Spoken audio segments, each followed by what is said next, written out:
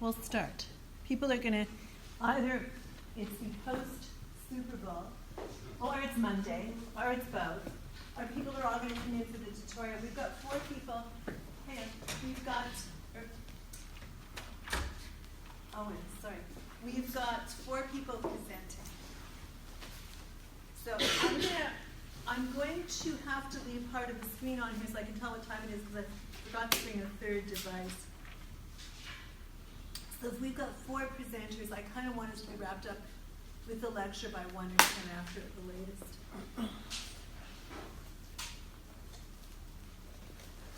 So does everybody know where the bullet points are? So I put the bullet points up before each lecture, and there's also a concept film under lecture films and lecture concept points. And if you've done a presentation, click on grades, and your presentation grade will be there. I think Sagan's piece works really, really well, given what's going on in the world. And so partly we can make reference to that, and I'm sure we will in the seminar part. So just to take you through the bullet points, and then I'll start the lecture. In both the individual psyche and civilization, there's a 3-fold development sequence. There is, so the 3-fold is, I want to make that bigger even. Yeah. So it's assumed that it's a developmental sequence where you can slip back though. So the developmental sequence is paranoia, the paranoid position, and overcoming the paranoid position. What Sagan is going to say is that projection is central to the paranoid position, and that the paranoid position is healthier than paranoia, and in fact, it's a defense against paranoia.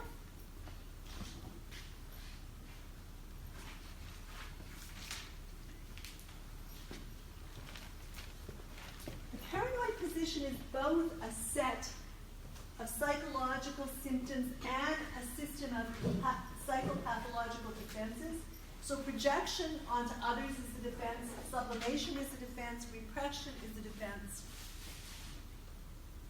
Democracy is the least paranoid of political systems. And then I'm going to go through the 7 key elements of democracy that Sagan is assuming. I won't go through those right now, but when we get there,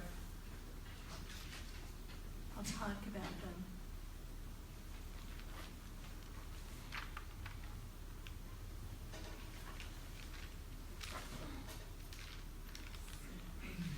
I'm not going to do, I'll do fit to screen, but I'm not going to do full screen because I have to see what time it is as I'm lecturing.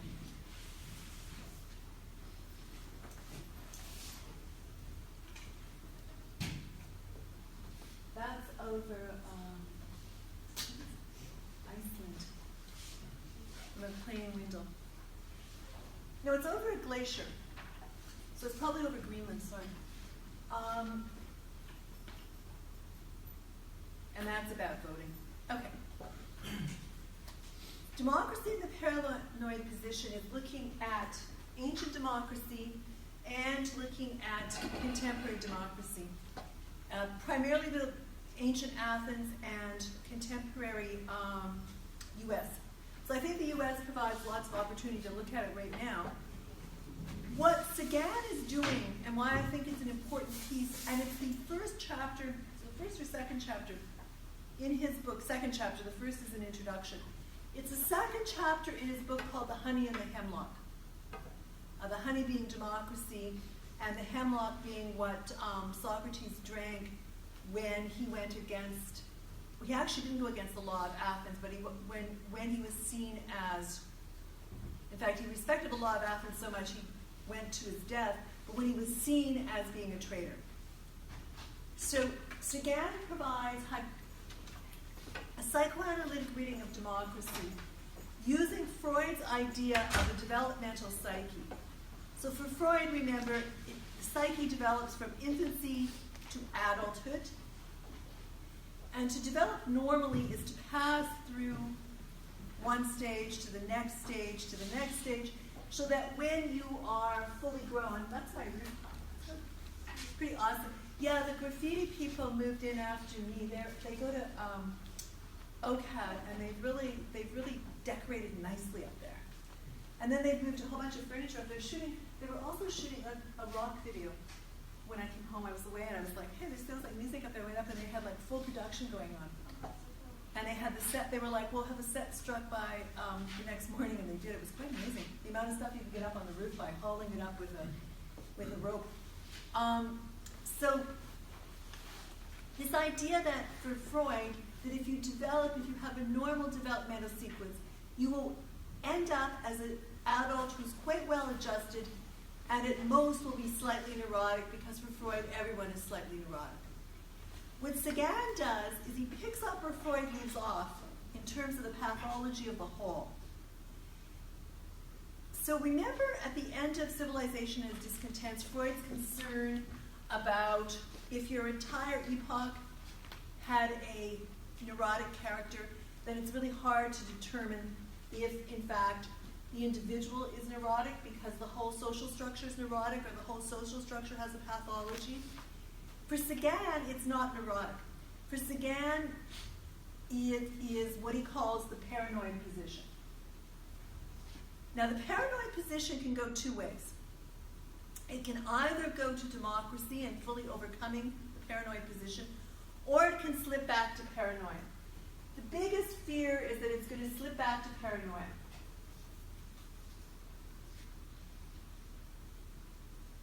Freud, or Sagan, like Freud, links this development of the individual psyche with the development of civilization.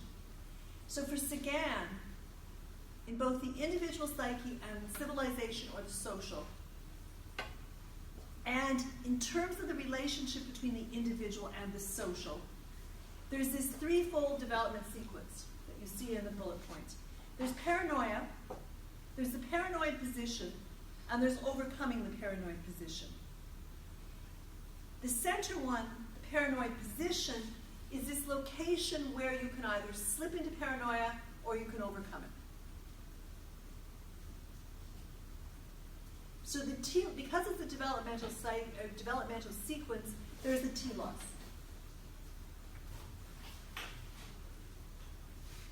And the telos, there's an and that and assumes that there is going to be a society in which the paranoid position is overcome. So not only is there no fear of slipping back into paranoia, you're in a society in which the paranoid position is overcome. Now the question, that's amazing, because I did this last year, that's Trump. But the question is, has any society really got into fully overcoming the paranoid position? So what the end is a society and a psyche that's free of pathology. And you'd have to say, right now, the psyche of both the individual and society is not really free of pathology. So paranoia and the paranoid position are stages in coming to terms with reality. Every psyche goes through this at the individual level. What Sagan's concerned about is the degree or scale of paranoia and the paranoid position in society. Now he says every society is to some extent paranoid. And every society has succeeded to a greater or lesser degree in overcoming the paranoid position. So the paranoid position, where you can slip into paranoia, or you can pass into overcoming it, differs from decade to decade, from epoch to epoch, from one leader to the next leader. So you might be quite able to say, and I'm going to say this because I actually think this is what I observed, with under Obama's leadership, we were much further away, or the U.S. was much further away from the paranoid position and was moving into overcoming the paranoid position. With Trump, which you see is a real slip back into paranoia. Now, there'll be people that disagree with me depending on how they're understanding the politics that's going on inside the US, right? But I think one might be, it might be safe to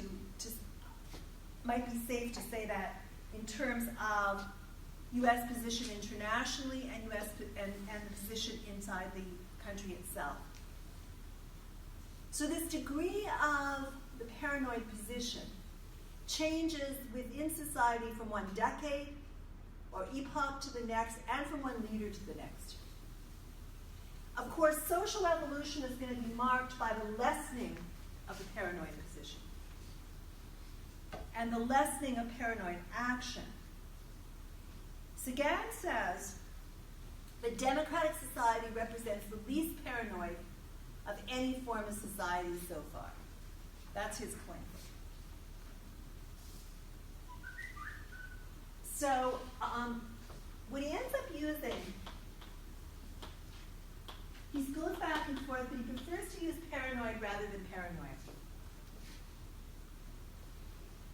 Because paranoia is a form of psychosis, and very few societies have been psychotic. And you go, that's odd, because you can think of some. So you could say, well, you could make the argument, and it's always easy enough to go to Nazi Germany, right? So you could make the argument that Nazi Germany was psychotic at a certain point.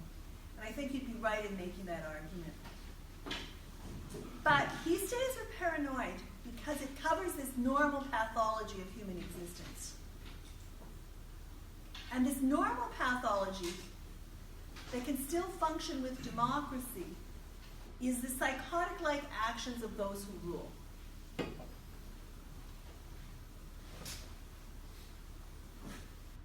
So there's a certain tipping point where you move from the paranoid position into the paranoid. When you've got deep irrationalities that govern the behavior of nation states. So you could take a look and you'd say, okay, obviously Nazi Germany was operating at the extreme end of paranoid. You could say that there's a real problem with the US right now because paranoia is manifesting as a state policy. And one of the things I want to draw your attention to in the article itself or in the chapter, if you go to page 18, and what he says just before the last paragraph in 18, I thought this was very telling. He says, paranoid governments are always fanatically interested in and controlling of those who enter and leave the country. And you're like, exactly. And so that kind of marks it, that kind of really marks it.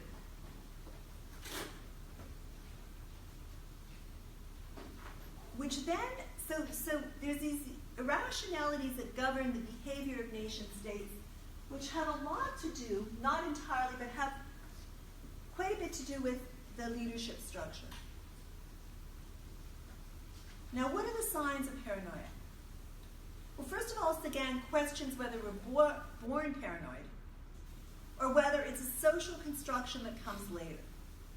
That is it something that happens in the dislocation, or is it a dislocation in the developmental process? Because all individuals and societies are to one degree or another paranoid. The importance is difference of degree. So paranoid means really you don't trust the other, okay? And then you have a lot of projection. You end up doing a lot of projection onto the other, which is precisely what you're kind of guilty of. So once we get to Chodorow, we're not doing Chodorow next, but we're doing Chodorow after we do Said. Once we get to Chodorow, you'll see that sort of the best development for an infant is a development of trust. So she talks about that. So in the paranoid position, the development of trust is cut off, and what you get is like fear of the other. So paranoia really occurs when there is no trust and when there's a projection of all your fears onto the other. It's a dislocation. You want to look at it in psychoanalytic terms. It's a dislocation in the developmental process. And the difference of degree is really important. So I don't know if any of you have had any experience with paranoia or being paranoid for short periods of time, which can sometimes be drug-induced. But imagine that state, which can be drug-induced, carrying over to your way of being in the world. And then you can kind of understand why people act so why leaders, etc., act so, what would the word be? Terrified of the other, or terrified of something. I don't know if that's a good example, but it's the only example I could actually come up with in terms of having been in a paranoid state myself, right? So I mean, and so partly, in that sense, paranoia and a paranoid state is something we can all slip into. We can slip into it if we don't have enough sleep. Okay, we can slip into it if we're taking certain drugs that lower something, and then, usually we can tell ourselves this is not real. And then we can check with those around us, and if they're if they're good, then we can figure out it's not real and we're some sort of altered state. But imagine if you're running a country and you and your surrounding people are answerable to you, and they're afraid to point out to you that you're not, that this is not a reality. So you've got that problem. And there I'm not necessarily thinking of Donald Trump. I'm also thinking of a number of dictators who end up killing opposition. So they're not going to point out to them that they're paranoid. Now the other thing that happens with paranoia, and I'll come to you in a second, Patrick, is when you're using it at the state level, it's not just that you're paranoid and you're projecting. It may really advance your own political program to be paranoid and projecting. So it could also just be a creative paranoia. Yeah, Patrick? I was just wondering, what about mistrust of yourself? Is that more paranoia or is that more anxiety? Well, that's interesting. That paranoia is usually a mistrust of others. So mistrust of yourself would be anxiety for sure. Paranoia is a panic anxiety. So they kind of overlap. And I guess the deal is if you're not trusting yourself, it becomes more difficult to trust others, right? And so then you've got, I was making sure, I'm pretty sure I turned off, I'm pretty sure I put it on airplane mode. So in a sense then, it's not just strong trust of others that happens in childhood, but it's also trust of yourself. But trust in a way that you also keep an open mind so you can be wrong and it doesn't shatter you, right? Which is important. So the signs of paranoia, it's a really good question. The signs of paranoia are aggression, suspiciousness, and conspiratorial fantasy. They're out to get us. And the aim, really, of all paranoid thought and action is to get a grip on that which controls the world. So in the paranoid view, the world and all the people are untrustworthy. To go back to Patrick's question, rather than acquiring basic trust as a child, and Chodorow goes through the process of acquiring basic trust, what you get is non-trust. You learn distrust. And you can also learn distrust of self. So distrust, then, is the foundation of the paranoid position in individuals and nations. Now, the paranoid position, Sagan says, and one of the reasons I actually really like the piece, is that it's haunted democracy since 5th century BCE Athens. I'm going to go back to Athens later. In the paranoid position, and remember the difference between the paranoid position and paranoia. This difference is of degree. So in the paranoid position, in a democracy, we'll say, once you've hit the paranoid position, so I mean, you could say, okay, Canadian society usually hovers between overcoming the paranoid position and having aspects of the paranoid position there. Canadian society is a pretty good functioning democracy until you look at things like poverty and racism and ethnocentrism. And you would have to also say that Canadian society is better at this point than American on those issues, okay? So the paranoid position, so you're always in one of degree. So you're in the paranoid position. You could either go paranoia or you could go overcoming it.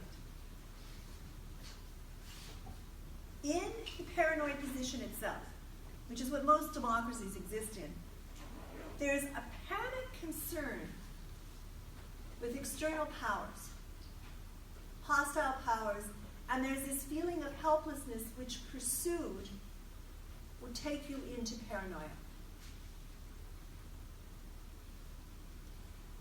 What you get if you look at rhetoric, so if you look at the rhetoric in the Thucydides Peloponnesian War, if you look at some of the rhetoric, what you'll see is this fear that the body politic that you live in is going to be poisoned. There's always this fear of the poisoning of the body politic. And the poisoning of the body politic then allows that body politic, where the leaders are feeling poisoning, to set out scapegoats. So you target scapegoats, and if you're that body politic, and you believe that they're polluting it and that they have to be purged. So this is where, so some of the categories then when you set out scapegoats have to do what's considered the other. So if, for example, you're in Ireland where you've got religious other, then it's going to be the other between Catholic and Protestant. It's where religion will come into play, it's where race will come into play, it's where ethnicity comes into play. And whatever measures are taken against this contrived, and I'm going to say contrived, or put internal or external enemy in quotation marks, are never enough. So for the paranoid position, and often leaders, people that have good leadership skills, good leadership skills, tend to also have, some of them, tend to have a tendency towards the paranoid position. And that's a generalization that Sagan tries to prove by looking at ancient Athens. So he looks at this general, who's one of my favorite characters in there, Alcibiades. Now, Alcibiades is interesting because he's also in the Symposium. And in the Symposium, if you've read it, he's the young guy that Socrates was always chasing around. But then the tables turned because Socrates was such a good warrior. And in the Symposium, Alcibiades is chasing Socrates around. So what Alcibiades says, if you actually read excerpts from the Peloponnesian War, which is a very interesting document, actually, because it's Thucydides' documentation of 5th century and 4th century Athens.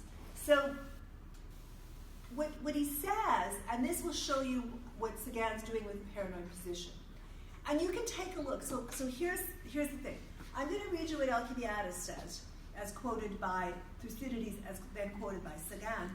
And you can think of the last week or so, some of the things you've heard leaders saying. So, what Alcibiades argues is he has this speech, and I'll give you a quote from it later, but he convinces the Athenians to invade Sicily, because if they don't invade Sicily, the Syracusans in Sicily would join with Sparta and attack Athens. Now, the mission then led to Athens' defeat in the Peloponnesian War. So what you see is this same mentality operating, Sagan says, in the US again and again. But the psychological mold of action in the paranoid position is projection. That is, if you're afraid of something, you project it onto the other. Projection is the attribution to external individuals or states. You attribute to them the motivations, the desires, the thoughts that you're renouncing in yourself and that are intolerable. So Alcibiades basically wanted to invade. But in order to get the Athenians to, he was a general, to get the Athenians to invade, he had to claim that and he believed it, the Syracusans were going to have Sicily, were joined with Sparta and attack Athens. But really what was going on, if you read Thucydides, and if you read Sagan's interpretation, is that basically what Alcibiades was doing was projecting his desire to invade onto the other so they could respond, or actually start it off. So if a nation state wants to conquer another, they tend to claim that the other wants to conquer it. That is, at the individual and at the social level, your desire is projected onto another. The paranoid personality. One of the things that Sagan says about the paranoid personality is they can't really get this necessary psychological distance between themselves and others. That's to say that others don't really exist. What exists is either friends, like a part of oneself, or enemies. That is the undesirable parts of self that are projected onto the other. So you say, okay, well, isn't that interesting? Because Trump has some really interesting turns of phrases that he uses in his speeches, that he uses when talking to leaders. So when talking to the president of Mexico, he describes the Mexican population as bad and uses a racial slur.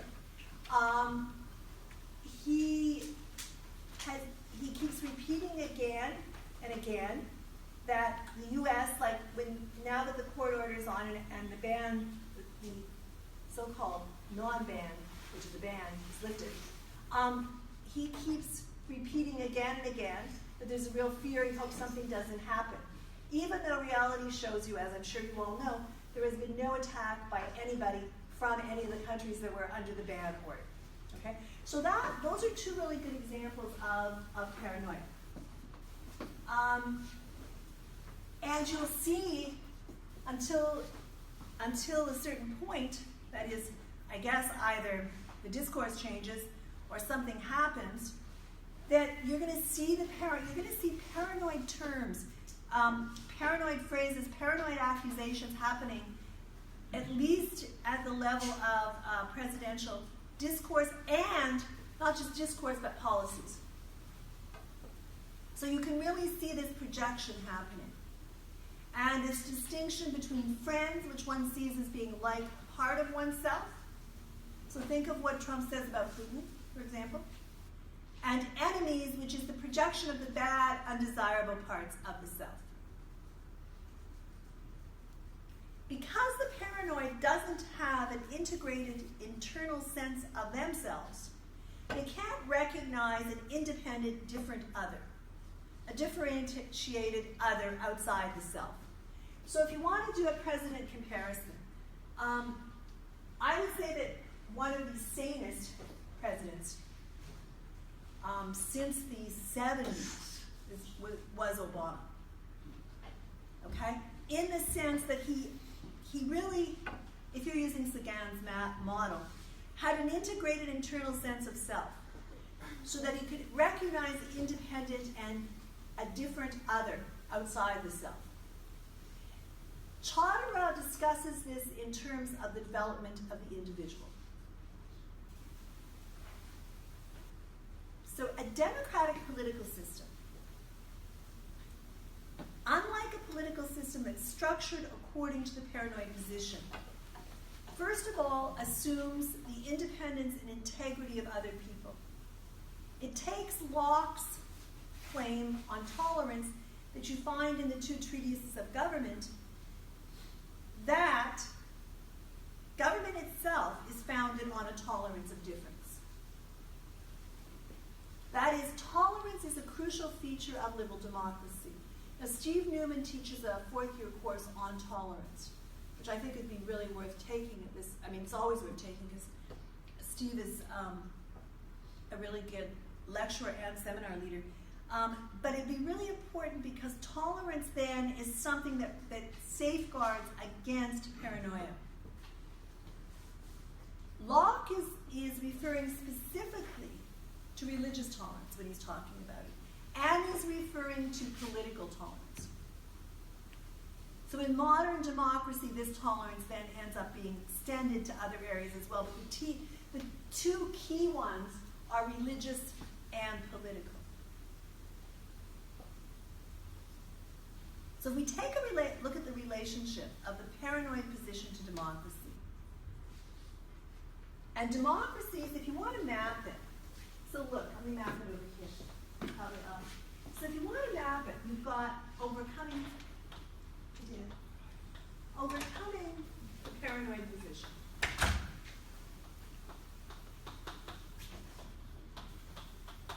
Okay. Here to here, you've got the paranoid position. And the paranoid position can be more or less. Well, I got that going backwards. The paranoid position could be more, because you could slip into paranoia. So that's more, or less overcoming it. How's that? Functioning democracies usually hover around in here. Sometimes they slip back towards paranoia.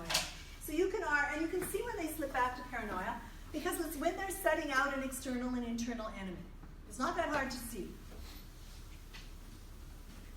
So the paranoid position slipping back to paranoia is the biggest threat to an existing democracy. And Sagan says overcoming the paranoid position, or getting to where it's less, getting to over here, functioning over here, that is essential for a liberal democratic functioning society.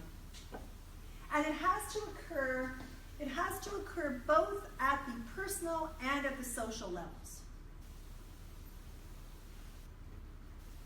As I said in the bullet points, and I'm going to say it again because I took it from here, the paranoid position is a set of psychopathological symptoms and a system of defenses. So you've got the symptoms and defenses happening at the same time. A defense, of course, is projection, but projection is also a symptom. Sublimation and repression tend to happen more at the individual level. Projection happens at the individual level, but also defines a social level. In terms of neurosis, if you want to compare neurosis and paranoia, the paranoid position, when it's functioning, when the democracy is functioning around here, comes closest to your sort of normal neurotic development. When it gets over into paranoia, what you've got is psychosis.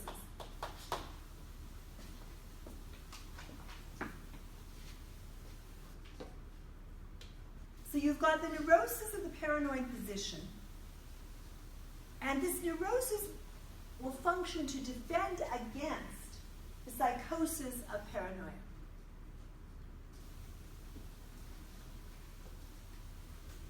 So on the one hand, the paranoid position works in that it prevents full-out paranoia. But it doesn't work because it makes it impossible to get to overcoming the paranoid position, which is the mature position of individuation and differentiation that recognizes the same in others.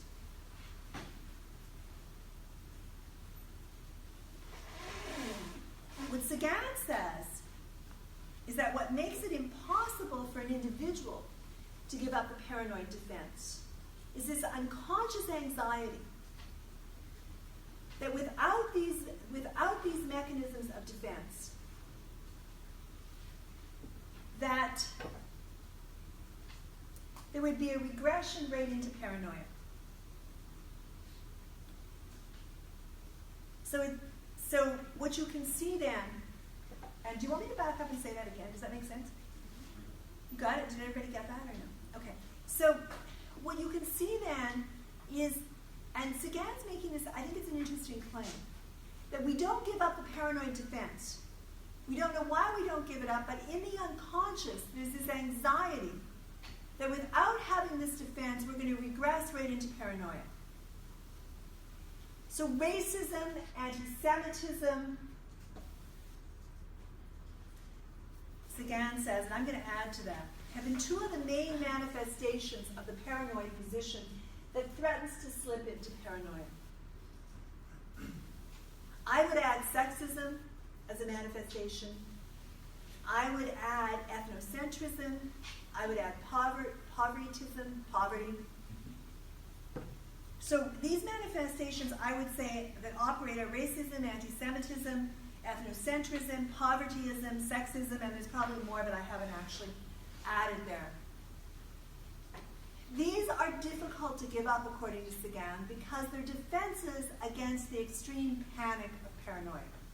It doesn't make them right, but he's arguing they're defenses. So the paranoid position, you can only transcend the paranoid position and get to overcoming it when paranoia itself is no longer an immediate threat. Then you say, okay, what happens if paranoia itself is no longer an immediate threat, but you just cook it up, right? You know, so there's no immediate threat from the people in the 7 countries that were under the ban, which stopped being called a ban, which was a ban, which has now been lifted until there's a court decision. There was 2 court decisions to lift it, and then there's another, and it's being appealed by the administration, right? I think that's where it's at right now. So anyway, you could say that's interesting because there was no proof of any threat from anyone in those countries. That simply circles around paranoia. Now, leaders use strategic paranoia.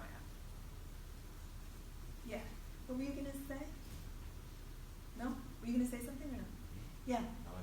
Okay. I thought you were going to say something. I was like, that's probably good. So, what Sagan does is he outlines 3 historical stages of society that correspond to the paranoid position, overcoming the paranoid position, and slippage into paranoia. The first one, which is based in paranoia, is the traditional authoritarian, pre-democratic paranoid society. So you've got sovereignty exercised by a monarch, by an aristocracy, by a group of nobles. You've got an authoritarian political system.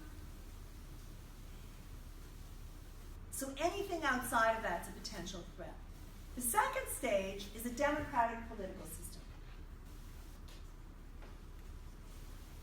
And in the democratic political system, the paranoid position is overcome enough to get rid of the extreme defenses against paranoia. But traces remain. Traces of the paranoid position remain, which can be actualized if you need to for political gain. Let's say that. So you've got a democratic political system, and the second stage in a democratic political system is liberal democracy. Now, manifestations of the paranoid remain in terms of imperialism, racism, imperialism directed outside, racism directed within. And then, what you've got, stage 3. If you overcome these paranoid mechanisms of defense, like neo-imperialism, for example, if you overcome these, what ends up also disappearing is aggressive warfare and destruction. So you know then that you've overcome the paranoid position if you're no longer in a world where there is aggressive warfare and destruction. So we can basically say, look, no country has actually made it to overcoming the paranoid position for very long. If they have, other global states haven't, and they end up reacting to these as a unified group. Not reacting to them with violence, but reacting to them with sanctions. So there are 3 types of political systems that defend against paranoia. And they present the greatest hindrance to the development of democracy. So, you know, an authoritarian political system is going to defend against paranoia because everything is under control. But they're not going to lead necessarily towards democracy. They're a hindrance to democracy. Militarism is going to defend against paranoia, but it's not going to lead to a democracy. It will show that the society is under control, and it can also have a pathological nationalism, which you find present in civil wars. civil wars are Yugoslavia, Syria, Ireland. And then the third one that he refers to is fundamentalist religion, operating either inside a country or between countries. What Sagan says is that in all situations in which democracy is overthrown, you're going to go into one of these three configurations. So in the 20th century, and if one of these come into place, we would see them as paranoid. However, what they're showing it to the populace is that there's a really strong control. So they're protecting against paranoia in a sense, but there's no movement forward to democracy. So in the 20th century, the form that paranoid ideology has taken is obviously totalitarianism. It's totalitarian dictatorship. What you see rising in the 20th and 21st centuries is fundamentalism, religious fundamentalism. And so for religious fundamentalism, when it is combined as a state structure, that is going to prevent the paranoid position. When there's no distinction between church and state, between religion and politics. In totalitarianism, there's an attempt to control every aspect of society's life. There's an attempt, now listen to this carefully, there's an attempt to control the military. There's an attempt to control the press. Once you start trying to control the press, you're slipping in a way towards totalitarianism. The paranoid position, then you're moving more towards paranoia than overcoming the paranoid position. If there's an attempt to control schools, religion, economy, if there's an attempt to silence opposition, these are all totalitarian. These will all protect against paranoia in a sense, while all they're done to protect against paranoia while also being paranoid.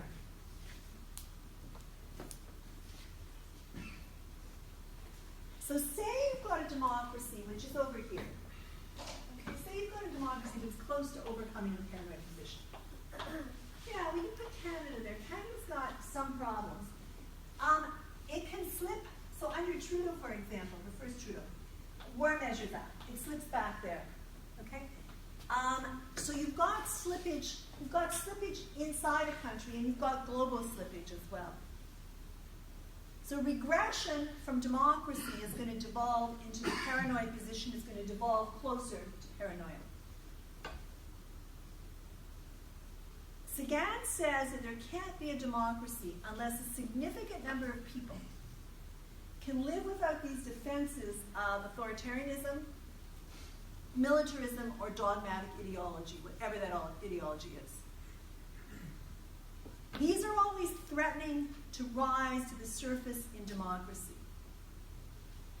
So in this area here, we've got various defenses against slipping back to paranoia. If you can hold that area, you probably won't slip back to paranoia. What then Sagan says is, given the human psychological makeup, the very existence of democracy is a miracle. Because remember, the paranoid cannot trust.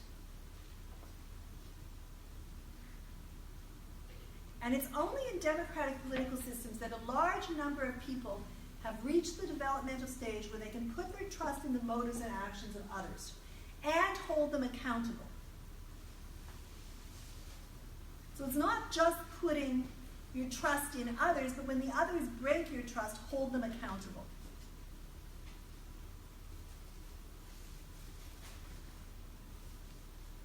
Sagan then says, well, democracy can achieve this position of trust by going beyond the personal to the abstract.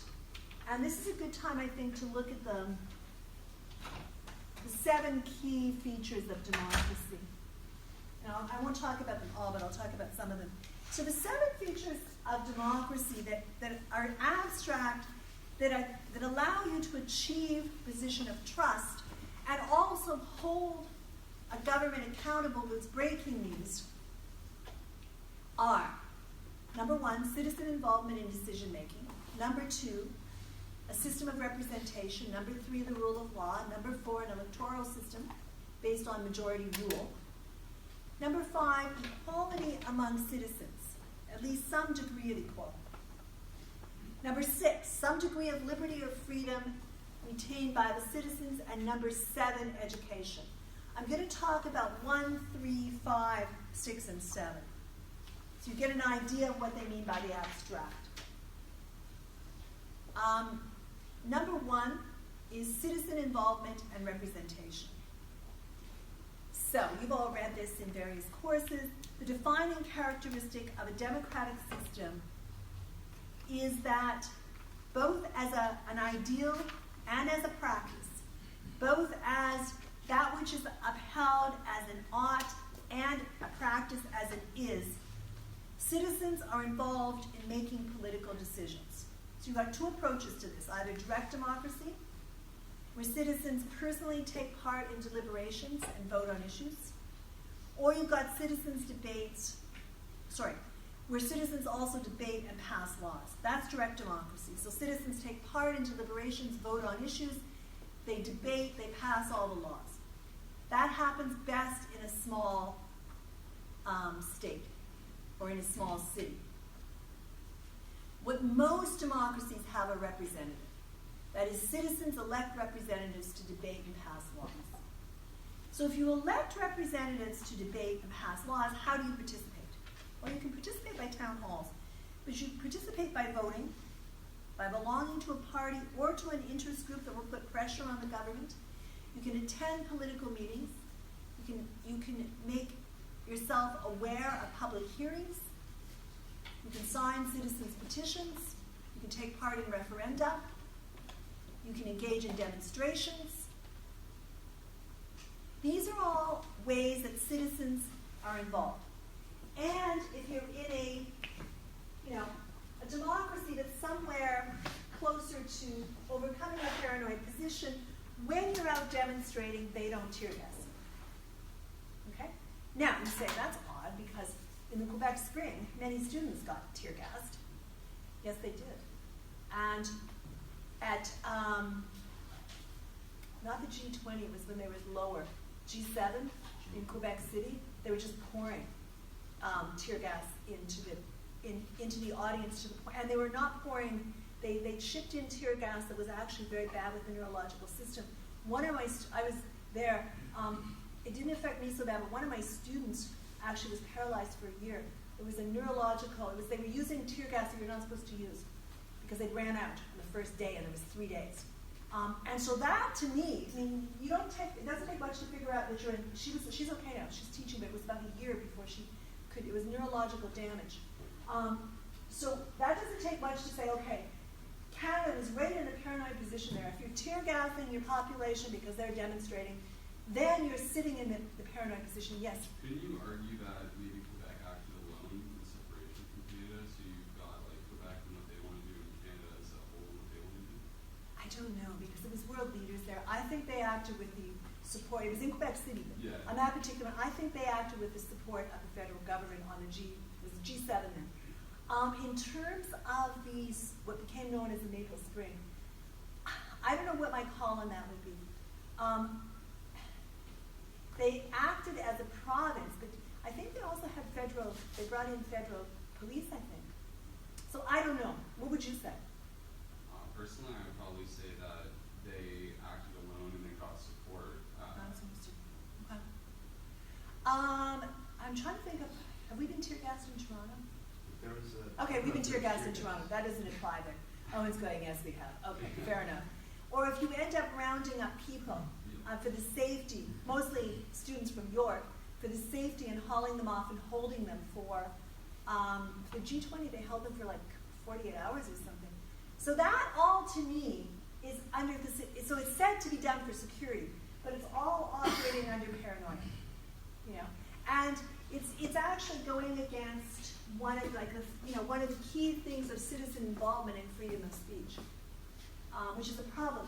Now, where you see it operating really wonderfully in terms of citizen involvement and representation was major women's march in the U.S., okay, where everyone was involved, and it was a march against Trump, but there was no, and also the ones in Canada as well, there were very little police presence in Toronto, for example.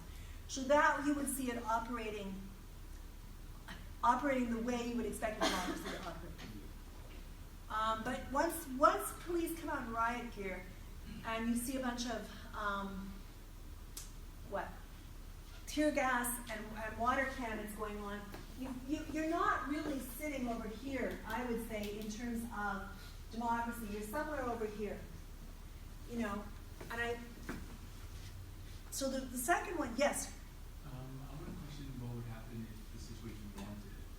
Yeah, I don't know. In something like the G8 in Toronto, if I recall correctly, they really started doing that once the Black Bloc got into the mix. And then down in the U.S., that entire riot at the university was Black Bloc based. So.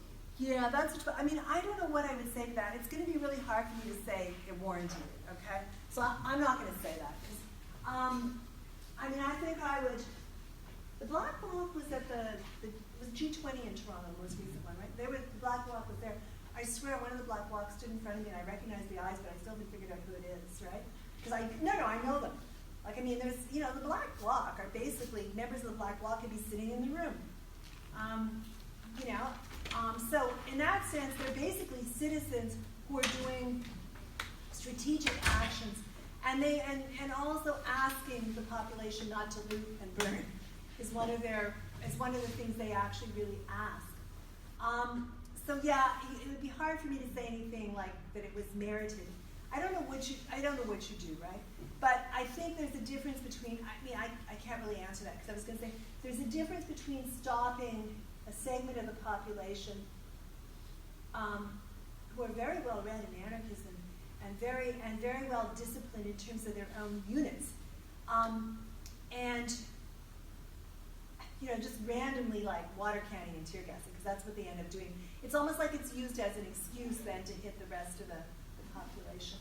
But I don't know, what would you say? I mean, I worked really hard trying not to answer that one.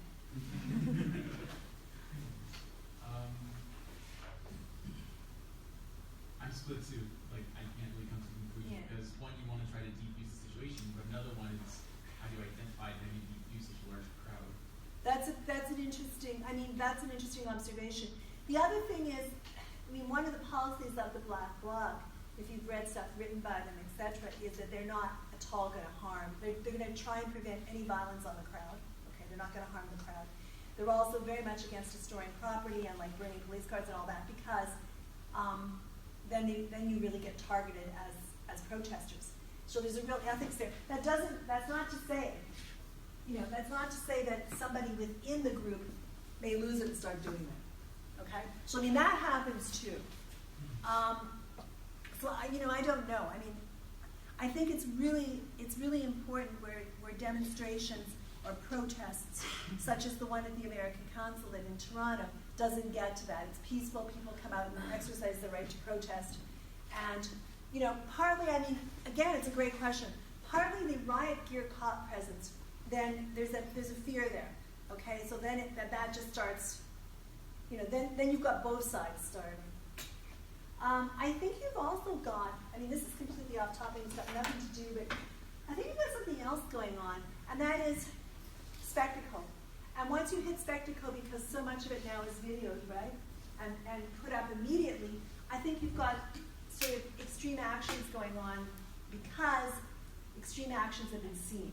So, you know, there's a certain stage, I think, where, and I'm not even sure I'm right about this, but at a certain stage in a peaceful protest, then if you've got some sort of action going on, and then it gets heightened, then you've got all the other heightened actions to draw on.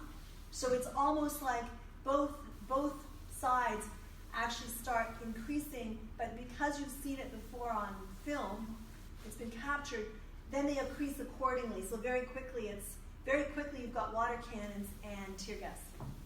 And very quickly then you've got your population responding, usually with much less gear, right? So I don't know. I think that once that happens, you're sitting closer to a paranoid position on everybody's front, and it's really difficult. Like, it must, if I was a cop and all of a sudden I'm supposed to be tear gassing students, they kind of just want to walk away, you would think. Because like, and the Paris Commune, they did do that. They trained the other side. Yeah. I just think it's really Is it Josh? Yes. Yeah. I think it's really ironic because you have people paranoid of the militant officers abusing their power, and then officers paranoid about the protesters causing damage. It's a really good point. And then the really weird thing is, as soon as public property starts getting hit, all hell breaks loose, right? And that's, I don't know. Okay, rule of law. So the rule of law, according to like this abstract, because these are the abstract features of democracy. Once the law is passed, it's supreme. That is, everybody has to obey the law, even the representatives who made it. And you're like, odd. That's odd. Because we see that not happening many, many times, right? Most recently, I guess we see it not happening in terms of the returns, Trump's returns, his income tax returns, which you're supposed to disclose them. So never done that. Now, monarchs used to argue that they were appointed by God to rule. The people that are talking in the back row, thanks. Remember that monarchs used to argue that they were appointed by God to rule.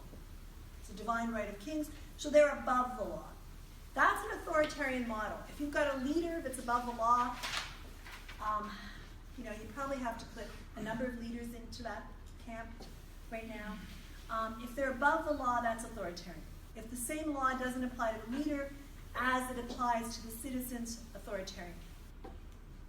Equality before the law is based on sameness. That is that all people as an abstract are treated formally the same way by the justice system. However, we know that equality before the law is undermined by particular inequalities, socioeconomic inequality, for example. So equality of opportunity may be there, but you know the distinction, I'm sure, between equality of opportunity and equality of outcomes, right? Equality of opportunity means that every individual in society will be able to move up or down within a class or status system, depending on the individual's ability. But there's no artificial barrier. We keep any person from achieving what he or she can through ability and work. Artificial refers to characteristics such as, and the artificial are not artificial, but they shouldn't be there, is what they mean. So what goes against equality of opportunity is, one of the big ones, poverty. And poverty never comes alone. Poverty is always mixed with class, it's mixed with gender, it's mixed with race, it's also mixed with sexual orientation. So then, if you are going to school, I don't know if you guys, I don't know what your situation is, and I grew up on a farm, so there was always sort of food on the farm, but some of the kids that I went to school with, they'd be going to school hungry, right? If you go to school hungry, it's really hard to learn. Did you just walk in, Stephen, like 2 seconds ago? I was like, Stephen was there, and then he wasn't. So if you go to school hungry, it's really hard to learn. Or if, you're getting out of the house because you're getting beat up at home, again, there's a whole bunch of things that prevent you from being able to learn, so you're really not starting off equal. And so this formal equality, this abstract equality, doesn't take that into account. It doesn't take into account if you can't afford to go to university. And university is expensive now. You guys are paying what, like, somebody told me, I was like, well, that's a lot of money. You're paying $6,000 for a full year or $7,000? How much, 7? If you're a graphic design student, you're paying about $10,000. Okay, because you're using other equipment. Are you a graphic design student? No, my girlfriend is. Okay, I was going to say, cool. So I'm going to expect some really good paper stuff, right? Yeah, no better video, actually. Better, that's what I mean. That's what I meant to say. Cool, that's great, you're lucky. But look, there's student loans, etc. But and also, I don't know, again, if most people are working here or not, but often students are working too. So it's hard, there's 2 arguments on that. Sometimes when you're working, it's easier to get your work done, because you're getting it done. But it's not as easy as someone who's really applying themselves and is not working. So you've got all of these that go into equality of opportunity. So the equality of opportunities there, it's a matter of accessing it, and there are these barriers to access. Now they're considered artificial barriers. That's what they call them because they shouldn't be there, but they're very real barriers. Then you've got number 6, freedom, liberty, and rights. And they're almost used interchangeably with this natural right that a person has as a human being. That is the security of person, the security of property. Like how did property get to be a natural right? They're taken as belonging to the human. Then you've got civil rights, the rights that are derived from government. And they can include 7 rights: the right to vote, freedom of speech, freedom of assembly, freedom of the press, freedom of religion, freedom of movement, freedom from arbitrary treatment by a political and legal system. Those are procedural rights. Freedom from cruel punishment, which prohibits torture. So when you see a leader talking about waterboarding, there's a problem. Just for example. And the last one, because I'm sure you've come across all of these before, the last one I want to talk about is education. It's the 7th fundamental principle of democracy. The assumption is that a citizen needs to be fully educated to make choices among candidates and issues.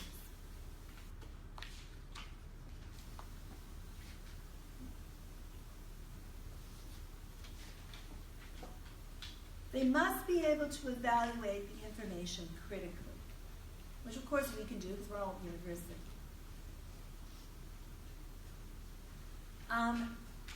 What's interesting, actually, thinking about this, sometimes I think it's CNN runs these, but you can get them online. But they run like, I don't know what you call them, but they're programs where they're interviewing Trump supporters who are really poor. And it's interesting what they're saying, right? Because what they're saying is actually kind of heartbreaking.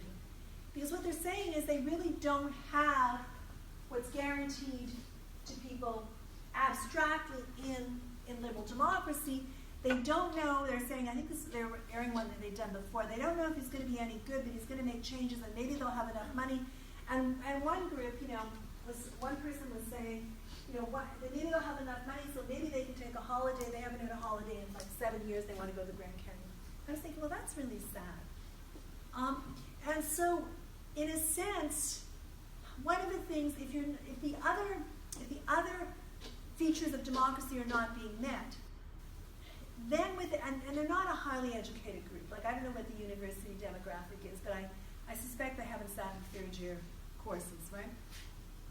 This group, I'm not saying that there aren't people that have sat in 3rd year courses that have PhDs that are on this administration, but I'm saying this particular demographic, in a sense, the education is not there for them in a way to realize it's not going to help them, right? And they're desperate, and they're desperate because they don't have the fundamental rights that liberal democracy is supposed to be guaranteeing you as abstract principles. They just don't have them. Now, the 7th principle of democracy is that a citizen needs to be fully educated to make choices on issues, on candidates, but they have to be able to, think of Brexit, okay? But they have to be able to look at the information critically. So, people voted, and then I'm sure you've read this, but then what you've got is the next day they started doing Google searches on what it meant. So many people voted before actually figuring out what it meant, what withdrawing from the EU would actually mean. So you have to be able to evaluate the information critically. What democracy has is an abstract conception of the person, of the citizen. It's going to allow for differences among individuals, and it's got these 7 principles. Sagan says that law and education, particularly education in the political process, are key elements needed for overcoming the paranoid position. That is, if you don't have law, and if you don't have education, you're going to be stuck somewhere in the paranoid position, slipping back to paranoia.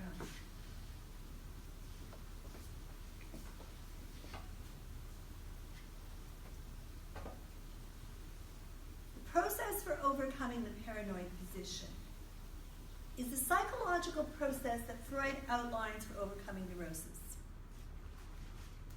Sublimation, repression, and Sagan adds for the paranoid position for overcoming education. In all democratic societies, paranoid inclinations are present. It's a matter of degree. Sagan says when he wrote this, and he was writing, he gives you an example. When he wrote this, he said in all democratic societies, paranoid inclinations are there. It's a matter of degree. The United States come as close as possible to being a paranoid system, or a paranoid society, and a political system. It comes as close as possible to being a paranoid society and a paranoid political system, and still maintaining a democracy. And I think the book was written in I don't have a date on here, but it was 1990 something. So interestingly, you can see it. I mean, one of the reasons it's on is because it keeps playing out. Because it's and he's basically his examples are Athens. But it was 1990, I think in 91 or 92 when he wrote it. And he was looking at one of the things he says about Jimmy Carter, which is very interesting. I'm going to take you to that because it applies. And you'll tell me where it applies. He talks about, there it is. He talks about when Jimmy Carter was beaten by Ronald Reagan. And he says, there was this moment, and he goes back to 1980 for this, right? There was this moment when Carter lost the election to Reagan. And it's the first time in 48 years that an incumbent president lost to someone else, that they were defeated. So Carter says, this is like overcoming the paranoid position. Carter says, quote, "The people have spoken." And then Sagan says there was this long pause. And he says, one wondered what the pause meant. This is on page 22. What primitive agenda Carter might be dealing with in the deep recesses of his mind. One possible scenario suggests itself. This is what Carter could be saying to himself. I'm not going to call out the army. I'm not going to declare the election invalid. I'm not going to have my opponent assassinated. Instead, I'm going to voluntarily and peacefully go give up the greatest power a person can hold in this country and place myself in the hands of my enemy, trusting that he will deal responsibly and legally with me. He says Carter may not even been aware of this, but the distinction there is being able, so if you watch what Obama did when there was a transition of power, how the American president and how Bush did this previously with Obama. They sit down, they talk about the transition, they give direction, etc. That's a peaceful transition of power. That's assumed in a society where the paranoid position is quite well overcome. Where it gets weird in this last election is when you get the person who's actually president talking about electoral fraud. Okay? And repeatedly talking about electoral fraud. What you've got there is paranoia operating. You also, when you're also repeatedly talking about how many people have showed up at your inauguration, you've also got, like, I don't know if I would call that as paranoia as electoral fraud. But the fact that you're, and also you'll remember in the debates when asked if he lost, they asked both Clinton and Trump, if they lost the election, would they honor the outcome? And Trump said, I'll have to wait and see. That's not an appropriate answer for staying in the paranoid position close to overcoming it. That means that you don't trust the democratic process. Now, there's a lot of places where you may not want to trust the so-called voting process because there has been voter fraud. The U.S. is actually one of the best countries for non-voter fraud. If you take a look, who was it that refused to leave recently? He lost the election. I can't remember the country. It's like last month. lost the election, cleaned out the treasury, bought a bunch of cars, shipped them out to another country, and left. Who was it? Yeah, do you remember I think it was Ivory Coast. Do you remember the guy's name? I don't either, because it wasn't Romania, it was Ivory Coast, because he really cleaned out the country's treasury, something like 1 point something billion. And got out. Nigeria, What was it? It's not Nigeria. I don't think it's Nigeria. Sami Abacha? Was that recent? No. He probably did that previously. Because Sami Abacha took like $750 billion and put in Switzerland. Right. Okay. But he didn't leave the country. He died with hookers. Something like that. So who got the money? Did it go back to Nigeria? They returned the money. That's awesome, actually. Yeah, so there's another good example. So the Ivory Coast one, I think, is the one I'm talking about. I can't remember the guy's name. The Nigerian one was about, how long ago was that? Do you remember? Because I'm remembering it. I just don't know when it was. Was it about 5-10 years ago? No. More recent? Ivory Coast is very recent. Yeah, like the last couple of months, yeah. But what about the Nigerian one? Nigeria was in the 90s. 90s, okay. So it wasn't, so when you see that happening, that means... It seems to be yesterday. It seems like yesterday, but it's always in the 90s. I know, there's like, but yeah, so when you see that, it's a good example though, because when you see that happening, when you've got the leader who's gone out of power, then cleaning out the treasury and exiting, what you've got is a dictatorship, you've got paranoia operating over here. When you've got a leader who refuses to give up power and comes in with the military and refuses to a peaceful transition of power, you obviously don't have a democracy. So the United States comes as close to being a paranoid society and a paranoid political system and holding democracy. He suggests that, to a degree, a democratic society expresses its paranoid inclinations almost in order to contain them. But even in expressing them, this containment can slip over into paranoia itself. Do you have your hand up, Savannah? Do you know how Turkey, I think, was trying to be taken over a while ago by Yes. the military? Would that be a part of paranoia as well? Because it wasn't the government itself, it was like... Okay, that's interesting because that was the government in exile who had got the military to help take over the government in power, right? Mm-hmm. I'm not sure, that to me, I'm not sure that's paranoia. I don't know. I know that the president afterwards was like, oh my god, everybody's going to pay. Yeah, well, so I the think president that's- actually put down the military, had his military supporters put down that military, right? I think that's closer to civil war. I don't know. But you could call it paranoia. Certainly it's, the government in exile had never been democratically elected. It was in exile, but the people were supporting it, I think, some of them. I can't remember whether they're supporting, the news discourse claims they're supporting the person that's in power, but he's controlling the news media. So, but that would be, it's definitely, I don't know if it's, yeah, you're right. Because look, it's not a functioning democracy, it's functioning over, or dysfunctioning over around the paranoia, regardless of, who's right, or whether they've been elected or not. Yeah, that works. Yes?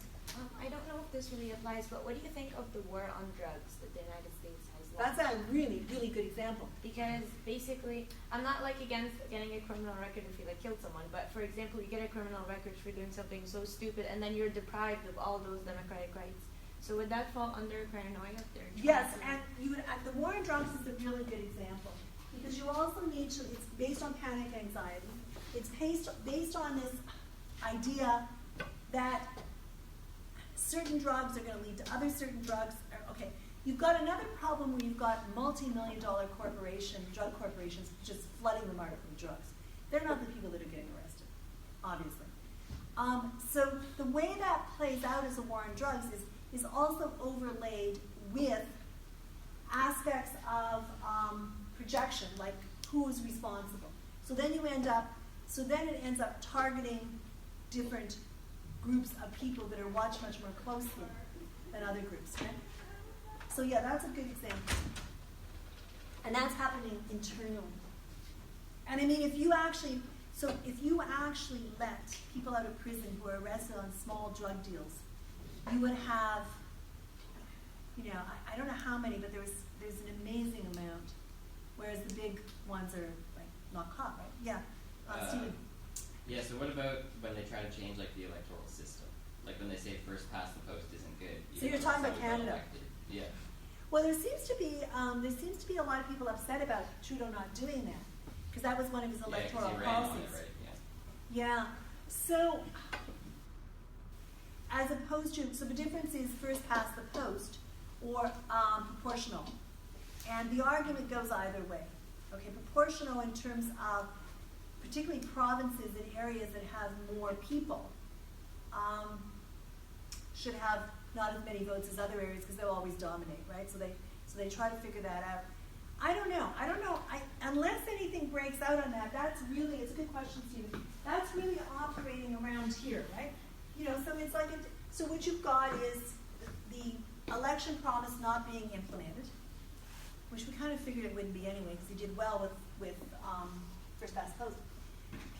And what you've got are citizens, demonstrating peacefully against that.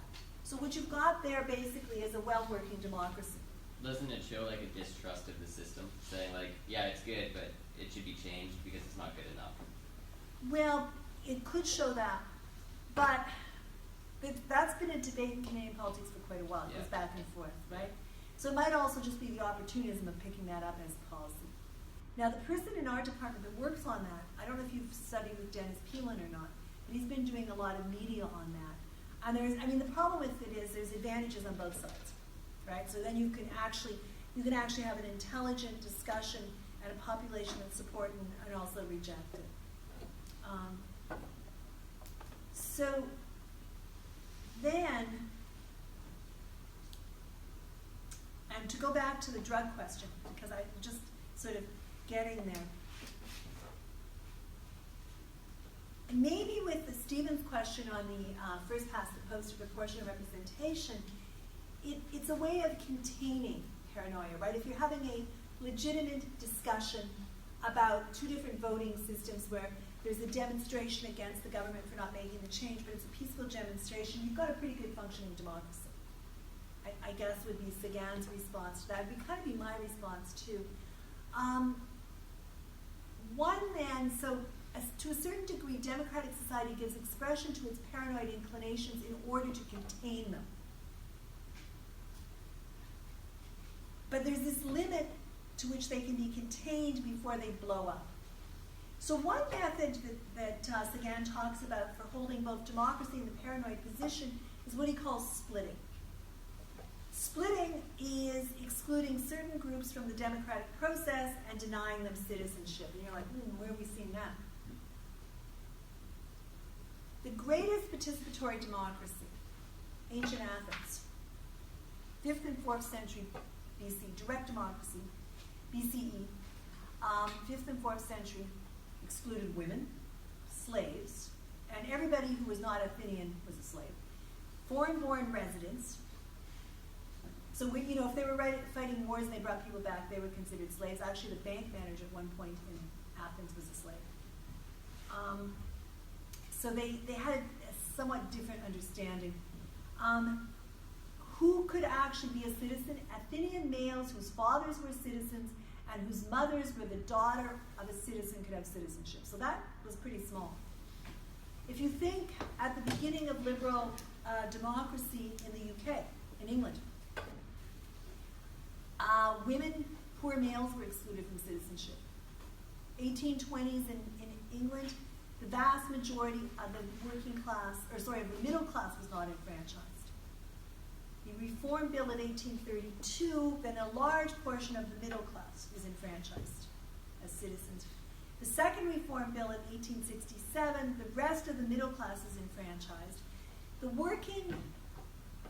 The vast numbers of the working class are not enfranchised until 1885, and women only after World War I, 1914. So those are considered democracies, a liberal democracy. Examining Athens at the height of democracy,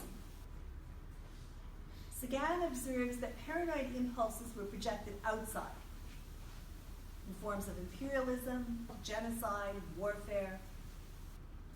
And he observes that imperialism has gone hand in hand with democracy in Athens.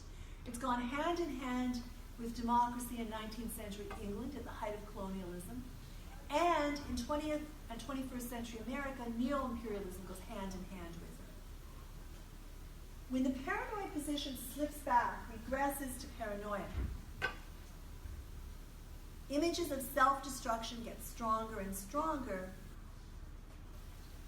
So then, if you turn these outside, there's an internal cleansing. When the paranoid position regresses back to paranoia, the impulses of self-destruction become stronger and stronger in the individual and in the society. So if the paranoid aggression then is directed outside, there's an internal cleansing. For example, he uses an example here that Clinton, this is Bill Clinton, when he came into power, his first term, one of his tickets was, one big thing on his ticket was internal stability and improvement. When he started dropping in the opinion polls, he directed his attention to the external source. So if something's not working that you promised, if you direct it out to an external enemy. So you're going to say, okay, what happens when Make America Great Again doesn't work? What's going to be targeted there? Or is Trump playing both internal and external enemies simultaneously and overlapping them as he goes along? And I would say that's probably what he's doing. You know, so in a sense then, in terms of his government, we'll say, it's advantageous for him to always have both an internal and an external enemy, to use rhetoric around that. And if there isn't one, trump one up, get one.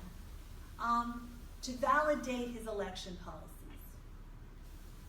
So we'll see how that plays out. It's a recurrent theme in American politics. If you're doing badly internally, find something external that you can charge into.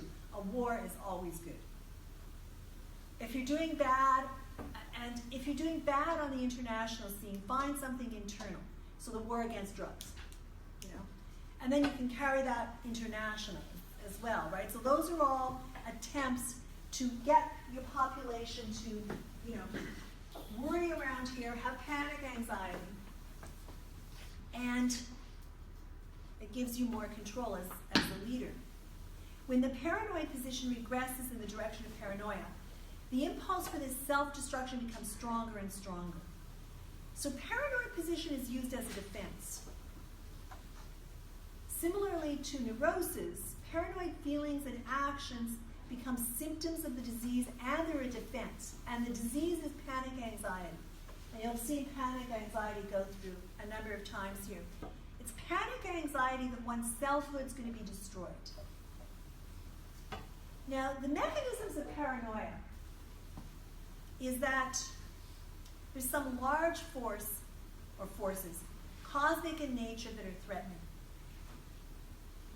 Coupled with this is an extreme belief in one's grandness. I did not make this up for this lecture, right? An extreme belief in one's grandness. And coupled with that, you've got a projection of overwhelming aggressive feelings outward. So the mechanisms of paranoia, the belief that there's some large forces threatening, an extreme belief in one's grandness, projection of overwhelming aggressive feelings outward. These are defenses. They're defenses against the fear of self-destruction. And the aim then, the aim of these symptoms, is to gain control.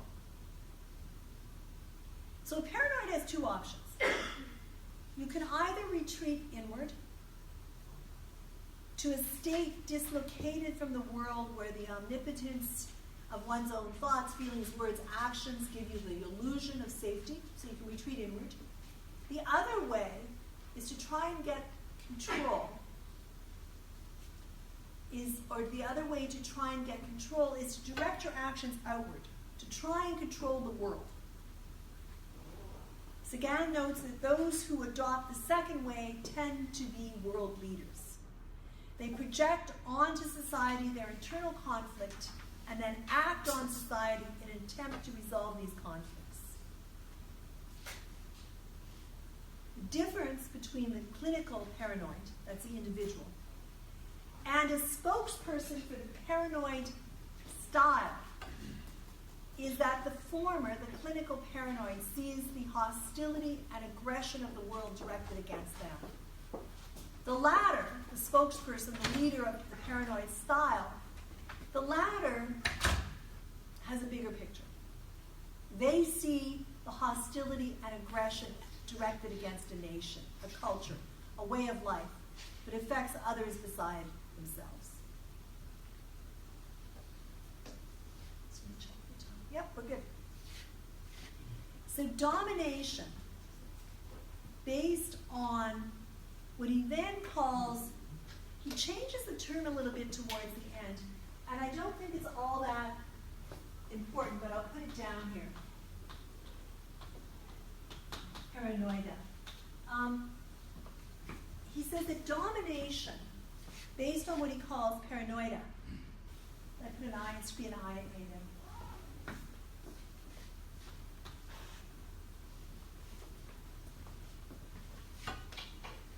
is a defense against fear of a loss of self by oppressing others. Dominating is necessary in order to prevent domination according to this way of approaching the world. This was a structuring principle in ancient Athens. One can find it clearly in the speech that I wanted to read you a quote from of Alcibiades' speech to the Athenian assembly to rally them to war. Alcibiades says, and this is in Thucydides, the Peloponnesian War, section 6. He says, quote, "If we cease to rule others, we are in danger of being ruled."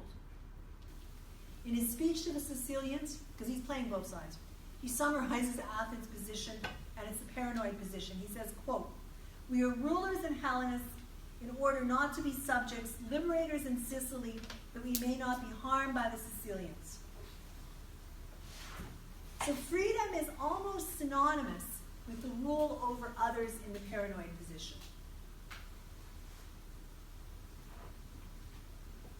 The distinction between paranoid defenses and paranoia. So we operate, here we have, when we're operating in the paranoid position, we've got our paranoid defenses in action.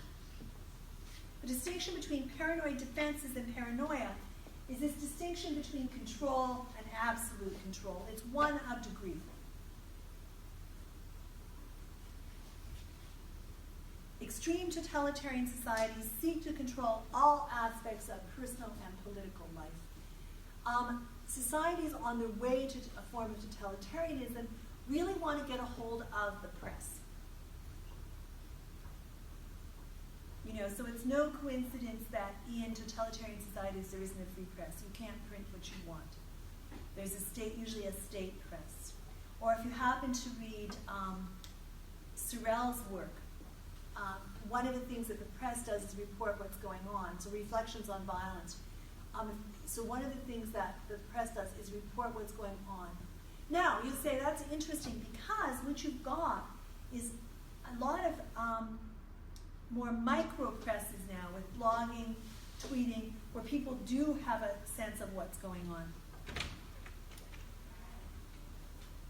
Extreme totalitarianism seeks to control all aspects of personal and political life. Societies on the way to totalitarianism end up wanting to control whatever it is they're afraid of. And it's what they're afraid of course, is panic, anxiety of their self being lost. As collective nations, the world has overcome this anxiety, panic, and paranoia in its extreme form. I think that's safe to say that. And many nation states have successfully mediated the paranoid position to get down to the side of overcoming the paranoid position to have a strong, functioning liberal capitalist democracy, okay? Which Sagan sees as being getting as close as possible to overcoming the paranoid position. Liberal, democratic, functioning with those seven examples of liberalism, liberal democratic features. Sagan introduces the hope for the spread of liberal democracy. Now you may disagree with him there, you may want the spread of anarchism. You want the spread of like socialism, communism, that's fine. Because what's really important is not that hope. He says what's important is what comes next, and I think it's really interesting. He says that in every current democratic society, there's a sizable group of citizens who have succeeded both in their personal lives and in their political lives in overcoming the paranoid position. So it's possible you could be living in a democracy that's somewhere over here, where it's slipping into paranoia in certain areas, and you could have overcome the paranoid position in your own individual life, in your political life. Now, these people, unfortunately, mostly, sometimes they rule, but most times these people don't rule. Rather, they are the citizenry. They're the active citizenry. So they don't rule. I say they don't rule as a rule. Rather, it is those who represent the moderate paranoid democratic position that tend to rule. The non-paranoid group, Sagan says, is between 10 and 20% of the population. He calls them a new psycho class.